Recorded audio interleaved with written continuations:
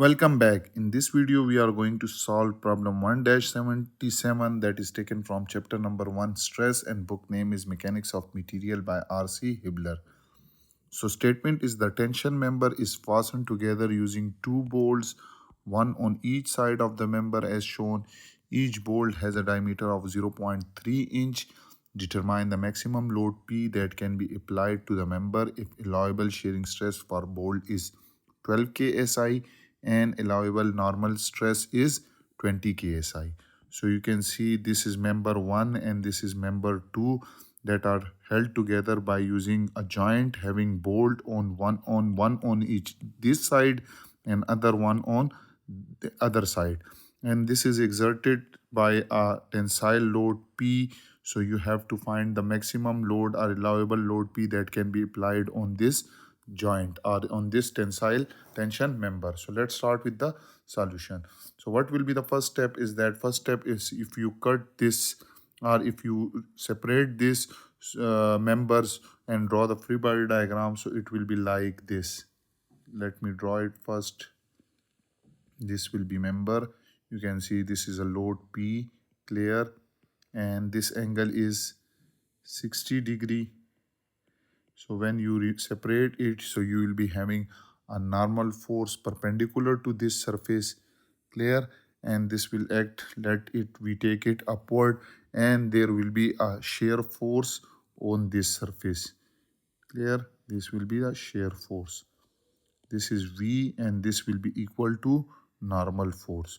So we'll find this normal force and V in this member, because you can see that this normal force, this shear force will tend to shear this bolt, and this normal force will cause the tension in this bolt. So based on these two criteria, we'll find the maximum load that can be applied on P.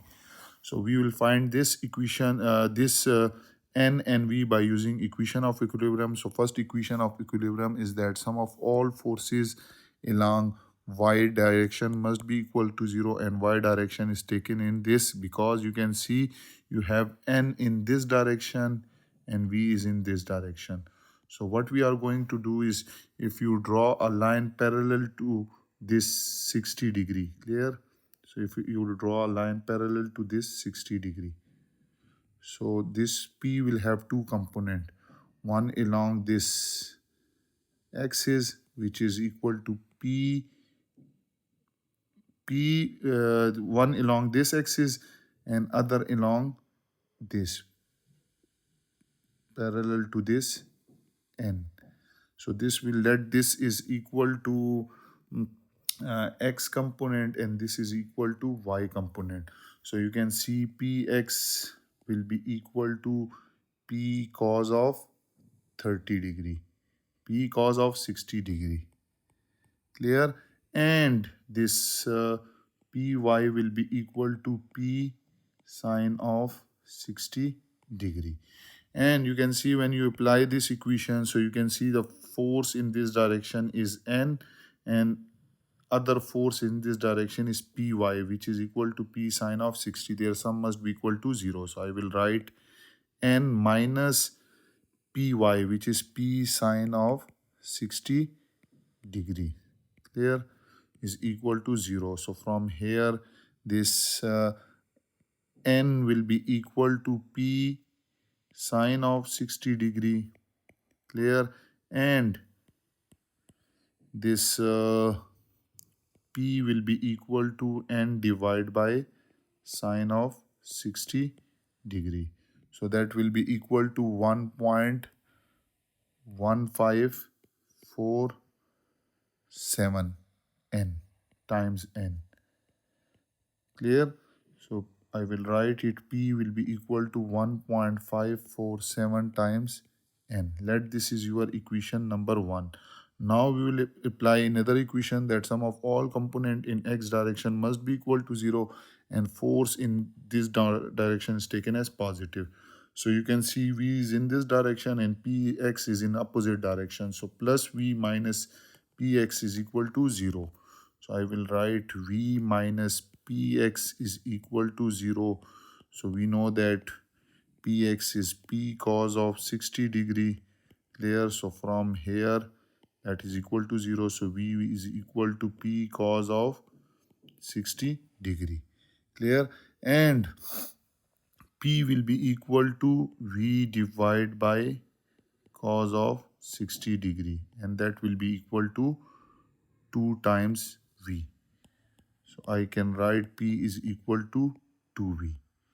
Let this is your equation number 2.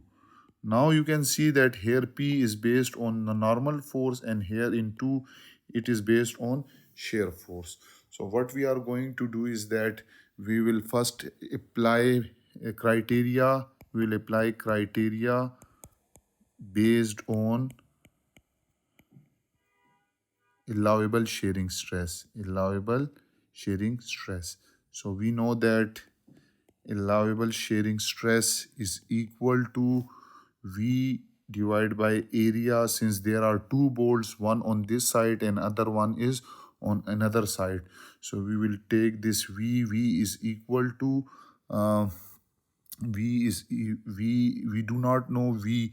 So clear, I will write V divided by 2 bolts. So 2 multiplied by pi by 4. Diameter of bolt is given as 0.3 inch.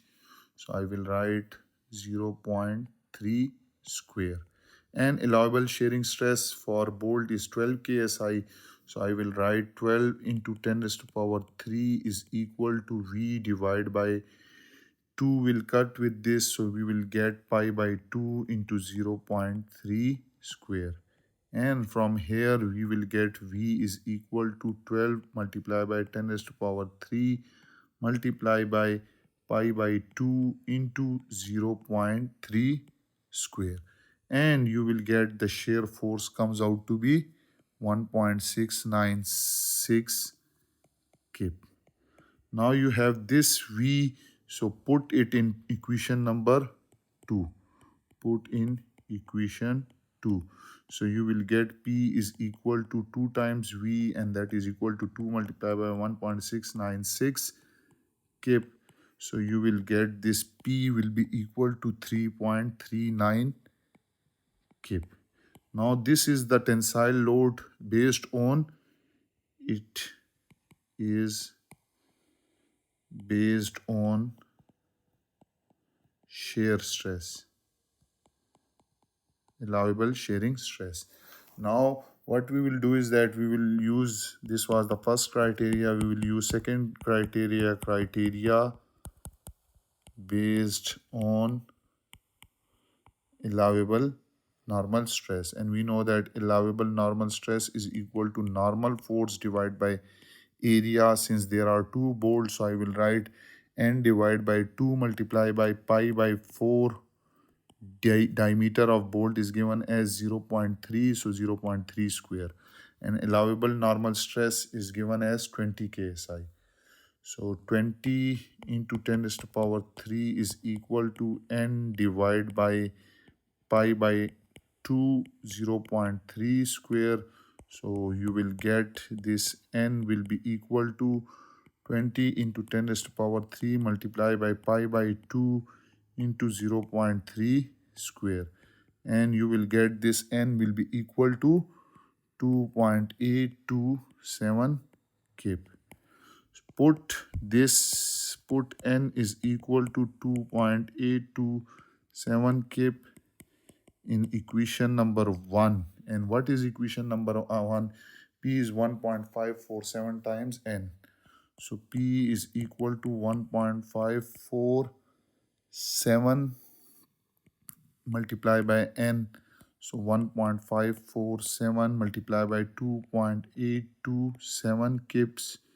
You will get P is equal to 3.26 kip.